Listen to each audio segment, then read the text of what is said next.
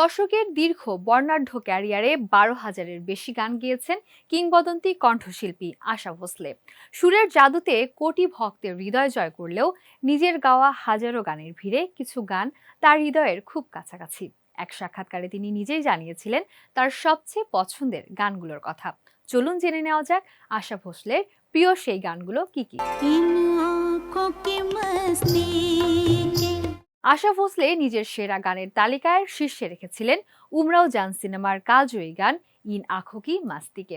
এই গানটি এই শিল্পী স্বাভাবিকের চেয়ে কিছুটা নিচু স্বরে কণ্ঠ দিয়েছিলেন, আর এই পরিমিত গায়কই গানটিকে এক অনন্য উচ্চতায় নিয়ে গেছে।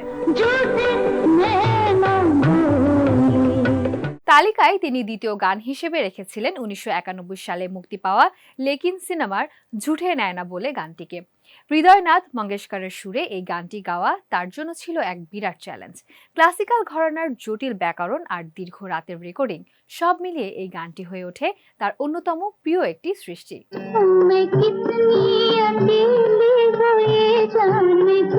কিংবদন্তি এই শিল্পীর পছন্দের তালিকায় ছিল ১৯৫৯ সালে মুক্তি পাওয়া সুজাতা সিনেমার কালজয়ী গান কালীঘাটা ছায়ে।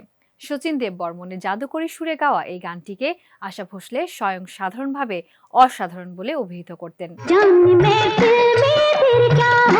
১৯৫৮ সালে মুক্তি পাওয়া হাওড়া ব্রিজ সিনেমার আয়ে মেহেরবান গানটি আশা ভোসলের ক্যারিয়ারের অন্যতম সেরা সম্পদ। অপি নাইয়ারের সুরে এই গানে পর্দার কিংবদন্তি অভিনেত্রী মধুবালার মোহনীয় উপস্থিতি যোগ করেছিল এক অনন্য মাত্রা।